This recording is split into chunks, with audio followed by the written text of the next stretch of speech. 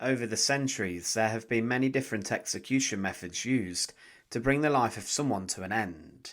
This includes some which have been used only for a brief period of time because they were so barbaric. Methods like the guillotine spread from their country of origin to other lands, but people preferred seeing more brutal public execution methods being used. In Britain, people were subjected to hanging, drawing and quartering if they were convicted of treason, the most serious of crime. Over the centuries, executions became more humane, shall we say, but the outcome was always the same: the death of the person who had been condemned. In this documentary, we look at some of the most forgotten execution methods. To support our channel, please make sure to subscribe. The garrote, as mentioned, is commonly seen as an execution method in which an executioner or someone strangles and brings the life of another person to an end using material of some sorts. During the Second World War, this was even deployed by secret agents and commando soldiers as a way of silent killing, and it was used as a way of eliminating an enemy without creating alarm. Soldiers were trained how to use this, and different militaries used different style garrotes to school soldiers on how to kill using it. But there was an execution machine known as a garroting machine. The use of strangling was seen as barbaric, and throughout the centuries, different executioners innovated to make different methods of executions smoother to be applied without any problems or botches. This is what happened with the gallows, as in America, different gallows such as the upright jerker were developed, but little had any effect on executions going wrong. The most primitive form of garroting machine was when a criminal was taken up to an upright post, and this piece of wood then had 2 holes drilled into it. The rope or cord was passed through the holes, and the condemned was then stood against a post, and the rope placed around their neck. The executioner then strangled and pulled on the rope from behind until death then occurred. Then further innovations came as seats were placed on the short posts to allow condemned people to sit down in a more relaxed manner, making the work of the executioner easier. Also, executioners twisted a stick in the loop of the rope to tighten it and then strangle someone.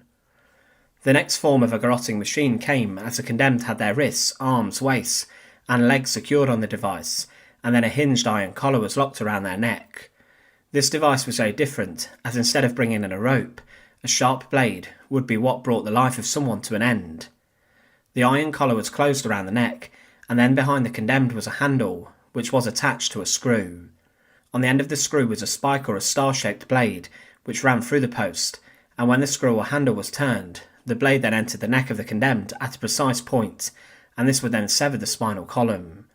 This was seen as a more humane way than strangling a prisoner. There were in some cases 2 brass collars which were deployed. One was attached to the lever, and both were locked around the prisoner's neck in position. The executioner then forced one of the collars outwards, and this had the effect as to dislocating the neck of the prisoner, which caused unconsciousness and then death. One witness who saw this sort of execution in the 1800s claimed, "The condemned man mounted the platform and was seated on a short post with his back to a strong upright post. The executioner fastened the iron collar round his neck.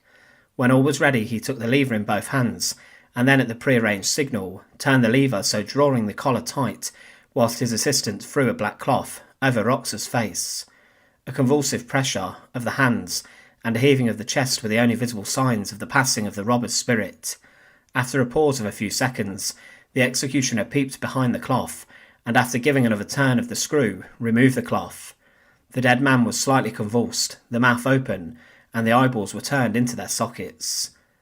Usually, whilst using the garroting machine, the victim lost consciousness quickly, and within a number of minutes they were dead.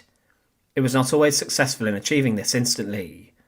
The first woman to be executed using this sort of machine was Juana Rivero on the 3rd of November 1824 in Madrid. She had been condemned for robbery, but then 7 years later, another woman, Mariana Pineda, was executed on the machine for treason, but her execution went very wrong. The spike of the garrote pierced her neck, and it was twisted too tightly, and it went straight through her mouth. Her body was then stripped naked, and was thrown inside of a cheap coffin for burial. The final woman executed on this in public was Higiana Balaguer, who was condemned for her involvement in a murder. She was executed in front of thousands of people in Madrid. Garroting machines were used until 1974, when 2 men were executed on it on the same day in Barcelona and also in Tarragona. It was an execution device which aimed to bring the life of someone to an end quickly, but instead of strangling someone, later garrotes used blades to sever the spinal column and to bring about death in a different manner. It was the official execution method in many Spanish colonies and was used inside these lands, but today it's a method of the past and is not used across the world. To be hanged, drawn and quartered was a very serious punishment, and possibly one of the most brutal administered in history. The punishment was seen as adequate justice for the attack on the authority of the English monarchy, and for this, the most extreme form of punishment was used. Treason as a crime had a rather wide meaning for the kings and queens who felt threatened during the medieval, Tudor and following eras. Henry VIII, for example, believed that simply predicting the death of a monarch was enough for someone to be condemned for this, and he had Elizabeth Barton, a woman who did this, executed for treason. But there were accounts during the Elizabethan period of a number of treasonous plots against the Tudor Queen, and because of this, scores of men were executed being hanged, drawn and quartered, following the plans to put Mary Queen of Scots on the throne, in schemes such as the Babington Plot. Hanging, drawing and quartering in its simplest form was an execution method that used a number of different stages aimed to inflict great pain and suffering, but also aimed to shock the public. The point of this was to get the public to fall into line, and if they saw a brutal execution, they would be less likely to commit crimes such as treason because of it. The first part was a drawing, in which a prisoner would be collected from their place of incarceration, and then attached using a hurdle or a wooden frame. They would be tied to this, and then would be attached to the back of a horse, who would draw them through the streets. Sometimes the prisoner would not be tied to the wooden frame, and their head would bash against the cobbled streets, and they could also slip from the frame, and this would cause pain. They were paraded throughout the streets, where the public would often throw things and shout obscenities their way, before they were taken to a place of execution. They would be then handed over to an executioner, and would be hanged from a gallows or a wooden frame, until they were almost dead. If someone passed out, they would be revived, and some executioners, to inflict more suffering, would then hang them again. After this, the person was then disemboweled and emasculated, with their entrails pulled out, and then burned in front of them on a fire. Obviously this could easily kill, but often condemned individuals were forced to watch their parts being burned in front of them. They were then beheaded using an axe, and their body was cut into 4 pieces, with these being sent to different places in a country to be displayed, to act as a gory reminder of the people to behave themselves. Heads were also displayed in prominent places such as London Bridge after the execution. During the 13th and 14th century in England, those who were found guilty of treason were punished in many different ways, including drawing and hanging, but also more brutal ways such as beheading, disemboweling and even burning were used. It was said in the 13th century that a man who plotted and attempted to kill King Henry III was dragged asunder, then beheaded, and his body divided into 3 parts. Each part was then dragged through one of the principal cities of England, and afterwards hung on a gibbet, used for robbers. The first recorded examples of hanging, drawing and quartering were used during the reign of Edward I. Dafydd ap Gruffydd turned against Edward I and declared himself the Prince of Wales, and for this he was captured and then sentenced to what we would regard as high treason. Because of this, Dafydd was drawn through the streets of Shrewsbury near to the Welsh Marches, where he was then executed. He was dragged attached to a horse's tail and then hanged alive, before being revived and then disemboweled, eviscerated, and he was forced to watch his entrails being burned in front of him for sacrilege in committing his crimes in the week of Easter. After this, his body was cut into quarters for plotting to kill the king, and his remains were sent to different parts of England to be displayed as a gory reminder to the people to fall into line. His right arm was sent to York, left arm sent to Bristol, right leg to Northampton, and left leg to Hereford, with his head placed on a spear at the Tower of London. William Wallace in 1305, the Scottish knight and military leader, classed as Braveheart, was also executed in London, following his capture in a similar way, and he was forced to wear a crown of laurel leaves as he was drawn through London to Smithfield, where he encountered the brutal punishment. Further executions in this manner occurred during the medieval period, but treason had not officially been outlined in law until the Treason Act 1351, which was passed by Edward III. This claimed that a monarch's right to rule was absolute, and that any questioning of this was seen as treason. It was also the monarch's duty to protect their throne and lands, and petty treason was also introduced, which outlined offences such as killing a lord or a master, and men found guilty of petty treason were drawn and hanged, and women were also burned at the stake. But it was high treason which was deemed the most serious offence. The Treason Act said that anyone was committing high treason if they committed a number of different offences. These were compassing or imagining the death of a king, his wife or eldest son and heir, violating the king's wife, his eldest daughter, if she were unmarried, or the wife of his eldest son or heir, levying war against the king in his realm, adhering to the king's enemies in his realm, giving them aid and comfort in his realm or elsewhere, counterfeiting the Great Seal or Privy Seal or the king's coinage, knowingly importing counterfeit money and killing the Chancellor, Treasurer, or one of the king's justices whilst performing their offices. With this, hanging, drawing and quartering was seen as a standard sentence for these offences. The execution of the 3rd Duke of Buckingham outlined his sentence in brutal fashion. He was executed in May 1521, and it was said he would be laid on a hurdle and so drawn to the place of execution, and there to be hanged, cut down alive, your members to be cut off and cast in a fire, your bowels burned before you, your head smited off, and your body quartered and divided at the king's will, and God may have mercy on your soul. During certain executions which featured a very angry crowd, they would often get involved in the killing process and shaming process. William Wallace was whipped and attacked by the crowd with rotten food, and rubbish was thrown at him. And a priest, Thomas Pilchard, who was executed for being a Catholic priest, it was said at the time, was barely alive when he reached his execution, before he was hanged, drawn and quartered. After the king's commission and the sentence of death had been read out, the crowd were then asked to move back from the scaffold, where the brutal practice was performed.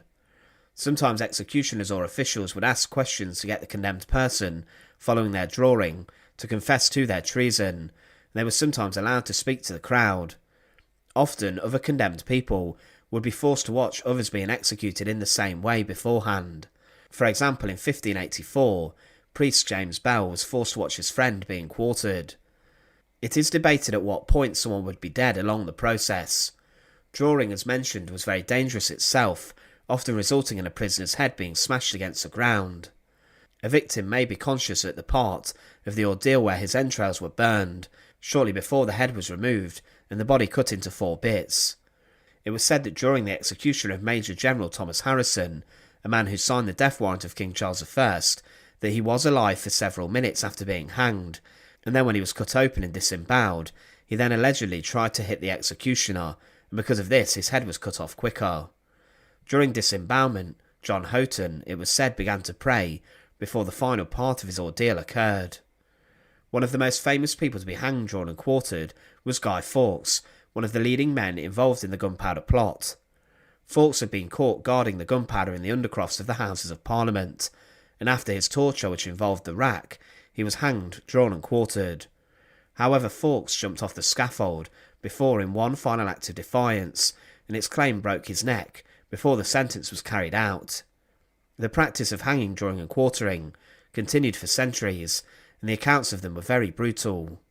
It was abolished in England by the Forfeiture Act of 1870, just over 150 years ago, which is shocking, considering how terrifying the practice was. Hanging and posthumous beheading replaced the old disemboweling and quartering in 1814, but it was still very brutal. The last hanging, drawing and quartering was of David Tyree in 1782. He was a Scotsman who had been caught corresponding with the enemy French. It was said of his execution, from the time he was put on the sledge till he came to the gibbet, he continued in an unconcerned conversation with the jailer, in which he expressed that he thought there were not 3 better, sounder, or honest hearts in the kingdom than his own, which was going to be burned. That there was only one thing which gave him concern, which was that his father was living, and he feared this misfortune would bring grey hairs with sorrow to the grave. He never hung his head the whole time. When arrived at the place of execution, no halter was provided, upon which he smiled and expressed astonishment as the inattention and neglect of his executioners, and indeed the business would have been slowed for some time, had not a rope and pulley been procured out of a lugger that lay upon the shore, during which time he read several passages in a Bible he carried in his hand. After hanging exactly 22 minutes, he was lowered upon the sledge, and his sentence literally put in execution. His head was severed from his body, his heart taken out and burned, his privateers cut off, and his body quartered.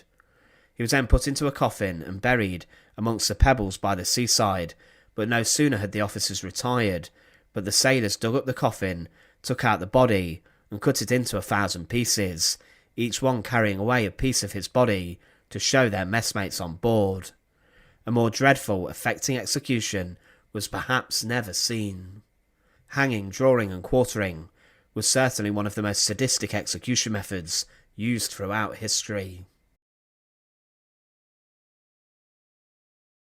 The fallbeil, literally meaning falling axe, was a German adaptation of the French guillotine, which had become famous during the French Revolution for its supposed humane speed. The German version was heavier and more industrial looking, typically constructed from metal and steel rather than wood.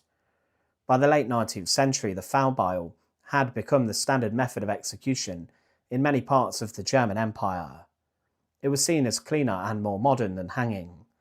Its use was revived under the Weimar Republic, but vastly expanded under the Nazis, who saw it as an opportunity to marry efficiency with the theatrical demonstration of absolute authority. Adolf Hitler did have a deep interest in the death penalty. He believed in using fear and punishment as a tool of social control. Under his rule, the number of capital offences exploded. By 1944, there were more than 40 different crimes punishable by death, ranging from treason and sabotage to even listening to foreign radio broadcasts or simply telling a joke about the Führer. In the early years of the Nazi regime, executions were carried out by firing squads. But Hitler wanted something more domestic, less military. The fallbeil, well, that was perfect for him. It allowed executions to be conducted behind prison walls, away from public view, but still under absolute control. In 1936, Hitler appointed Dr. Otto Georg Thierack as Minister of Justice, and under Thierack's brutal supervision, the use of the fallbeil surged. Execution facilities were installed in 11 regional prisons, including Berlin's Plötzensee prison, Munich's Stadelheim, and Dresden. Each prison had its own executioner, or Scharfrichter, who often earned lucrative salaries and bonuses for every beheading or execution that they performed. Now, the fallbeil was deceptively simple. It stood around 14 feet high, its blade was hoisted by a crank and then released to fall with gravity, guided by steel rails. The blade was often heavier than the French model, and it fell faster, ensuring decapitation in a fraction of a second. A bench would slide the condemned forward in place, where the neck was positioned in a metal collar before the blade was then dropped. Some executioners even just used their assistants to hold them in place. The condemned were sometimes strapped down and gagged, especially if they were known to shout anti-Nazi slogans. Often 3 to 5 people were executed in a single session, one after the other, sometimes in less than under 5 minutes. But this mechanical efficiency hides the emotional and psychological brutality involved. Unlike the French Revolution's public guillotine, the Nazi fallbeil was used in secret, making it more terrifying to the general population.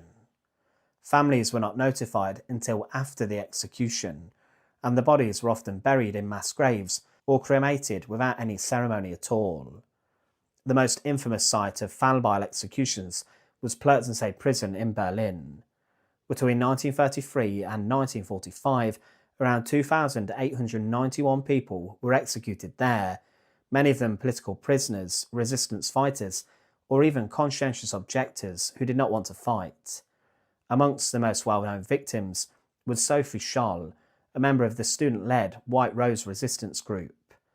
Along with her brother Hans and fellow member Christoph Probst, she was arrested for distributing anti-Nazi leaflets.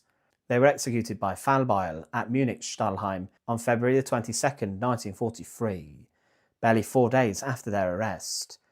Witnesses reported that Sophie's last words were, and I quote, "Such a fine sunny day, and I have to go. But what does my death matter, if thousands of people are awakened and stirred to action?" The man who carried out that execution was the most notorious Nazi executioner, Johann Reichardt, who carried out over 3,000 executions using fallbeil. A cold and methodical man, Reichardt was often considered a model of precision. He was known to have said, "It was just a job, just like any other. Someone had to do it." Reichardt was actually paid per head, earning bonuses and even a pension after the war. After the fall of the Third Reich, he was imprisoned, but was later hired by the Allies to execute Nazi war criminals and help in their own execution proceedings. Sometimes he even deployed the same device. The horror of this system wasn't just violence itself, but the cold, bureaucratic nature of it.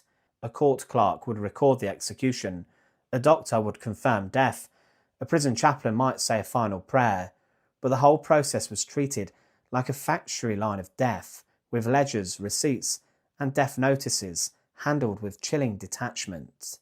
The fallbeil may seem at first glance like a quick and humane method, but the surrounding context, the secrecy, the speed, the mental torment made it arguably more cruel than hanging or shooting. Prisoners often waited for weeks or months in isolation, their cell just steps from the execution chamber. They were frequently awakened in the dead of night, told suddenly that it was a time. The walk from the cell to the fallbeil, a matter of meters, was described as the longest walk imaginable. Those who resisted were dragged. The sound of the blade falling echoed down the corridors, so other prisoners always knew when someone had died, and they also rang out a bell. Executioners too sometimes cracked under the pressure.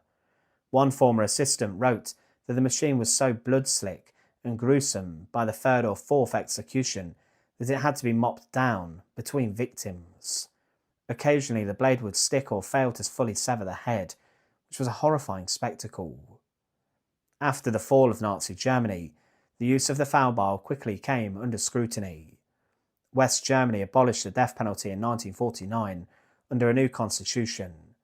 East Germany continued to execute some people using a pistol shot to the neck, but the fallbeil, well, that was never used again.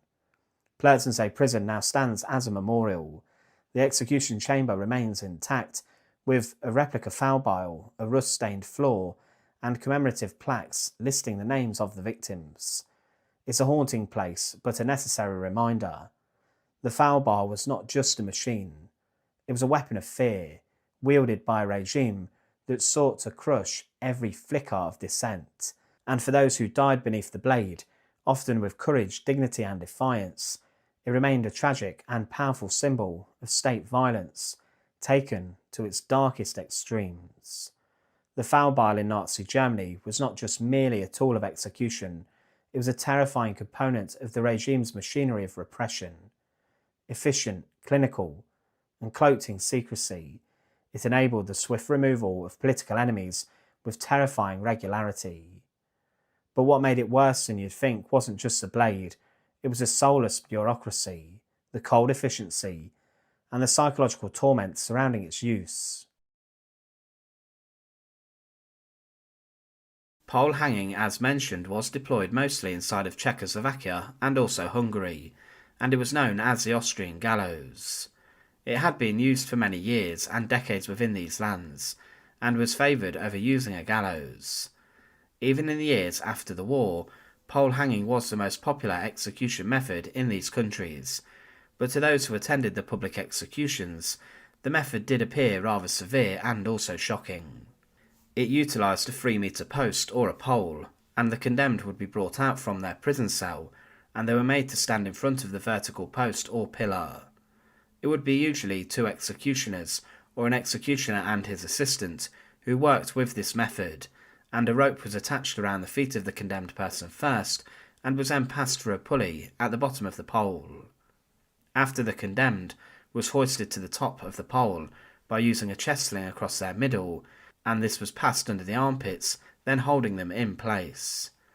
After this, a noose was looped around the neck of the condemned, and this was held in place, ready for the short drop. When the executioner was ready, the chestling would be released, and the condemned then jerked downwards, and the executioner's assistant guided the fall using a foot rope, and the executioner would be stood behind the condemned on a small step behind the post. He would place the heel of his hand under the jaw of the condemned, and this would then increase the force upon the neck at the end of the drop, and the executioner attempted to manually dislocate the neck by forcing the head to one side. As mentioned, some executioners claimed that this was more humane and also quicker in delivering death than using a drop gallows, such as a scaffold which was used in Landsberg prison by the Americans at the end of World War II. But at the end of that conflict, there were a number of war criminals who were condemned using pole hanging, and these were captured in harrowing images showing how brutal it could be. One of the most infamous men to be subjected to this was Kurt de Luger, the Nazi chief of the Order Police, who had hundreds of thousands, if not millions of police officers under his command, who committed many atrocities. De Luger was condemned at the end of the war, and he was brought out to the pole in front of Prague's Pankrak prison, and on the 24th of October 1946, he was executed on the post in front of a crowd who had been gathered to witness the proceedings. Another man who was executed on this same post was Karl Hermann Frank, the Nazi police chief and official inside of Bohemia and Moravia, and he was involved in a number of reprisal executions and massacres following the assassination of Reinhard Heydrich, the man known as the Butcher of Prague. Frank was executed on the same post as De Luger, but earlier, in May 1946, in front of a crowd of around 5,000 people. Another man who was condemned on the execution post after World War II was Heinrich Jürkel, an SS official who worked inside of the fortress prison and concentration camp of Theresienstadt, and he was known for murdering and mistreating prisoners. Jürkel was condemned in the same manner as the other Nazis on the post. These executions were all performed inside of Czechoslovakia, and in particular mostly in Prague, but inside of Hungary there were more pole hangings carried out. Those who were condemned inside of the nation were brought out in front of the Academy of Music in Budapest normally, where a number of execution posts were there for the executioners to work upon. The executioners here would perform series of executions, not usually just one, and they would put a number of prominent members of the government to death. One of the most powerful and infamous men who faced this was Ferenc Szalasi, the former leader of the nation of Hungary and also the former Prime Minister. Szalasi was briefly in power for less than a year, and he was a Nazi collaborator with the Arrow Cross Party, who was responsible for the deportations of roughly 650,000 people to the death camps, where they were then exterminated in their droves. Szalasi's government were also deeply in the pockets of the Nazis, but at the end of the war, he was declared a traitor and a war criminal, and was on the 12th of March 1946 executed by pole hanging. He was executed alongside two of his former ministers and the party ideologist, and a collection of posts were actually cemented into the floor, and these were the ones used for his and his government officials' executions. Szalasi was the last of the men to be executed that day, and he walked past the bodies of the others. Szalasi, however, probably died from slow strangulation, as it took a number of minutes for him to be rendered unconscious, as the drop was not sufficient to snap his neck immediately, and his arms and legs had been bound to prevent him struggling during the execution. There were actually many others who were condemned within Hungary in exactly the same manner, in exactly the same place, in front of the Academy of Music in Budapest, and this also includes a woman. This woman's identity is not the most well known, but it is considered that she is most probably a woman named Maria Nagy. It's not known what she did, but she was condemned after World War II, presumably for treason, which was a capital offence, and something punishable by pole hanging, and Maria Nagy may have actually sold out her neighbours to the Nazis, who were then sent to concentration camps. This is based on the fact that many Nazi collaborators at the end of the war were executed, and for her actions, Maria Nagy was pole hanged, being one of only a few women to be subjected to this, especially after the Second World War. There was also a killer priest, Andras Kun, who led a death squad inside of Hungary, and his men and soldiers slaughtered hundreds of people. He was, on the 19th of September 1945, pole-hanged as well. Pole hanging was, at the end of the Second World War, seen as a method that was a ruthless and brutal one, and the executions were usually performed in public in front of very large crowds. Thousands of people flocked in their droves to see this method being used, and many of those struggled for minutes before they succumbed to their death. It was, as mentioned, stated to have been allegedly more efficient than using the gallows to bring about death, but whether this was a reality remains to be seen, as it did rely on the skill of the executioner and his assistant to bring death about in a prompt and speedy manner. One of the earliest accounts of the method comes from the Roman Empire, where it was used as a punishment for a group of women, known as the Vestal Virgins, who took strict vows of celibacy. They devoted themselves to tending a fire honouring the goddess Vesta, and if one of the women broke their vow of celibacy, they would be killed and buried inside of the city. This happened, and an account of the offending women's immurement alive states, when condemned by the College of Pontifices, she was stripped of her vitae and other badges of office, was scourged, attired like a corpse, placed in a closed litter, borne through the forum attended by her weeping kindred, with all the ceremonies of a real funeral, to a rising ground called Campus Sceleratus. This was located just within the city walls and gate.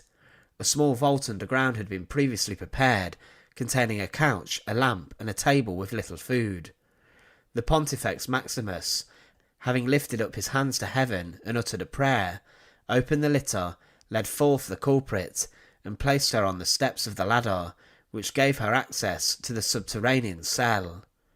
He delivered her over to the common executioner and his assistants, who led her down, drew up the ladder, and having filled the pit up with earth until the surface was level with the surrounding ground, left her to perish, deprived of all tributes of respect usually paid to the spirits of the departed. There were around 10 accounts of Vestal Virgins being immured for breaking their vows. Immurement was also used during the Middle Ages, and was used by the Roman Catholic Church, who punished monks and nuns who broke their vows or challenged the teachings of the Church. These were meant to not die within days, but were instead intended to live long lives of isolation away from everyone, refusing to have contact with the outside world. They would only have a small amount of food dropped through small passages on a daily basis. This led to many different skeletal remains of people who were immured being found in the following centuries in countries such as England, Italy, Germany and France.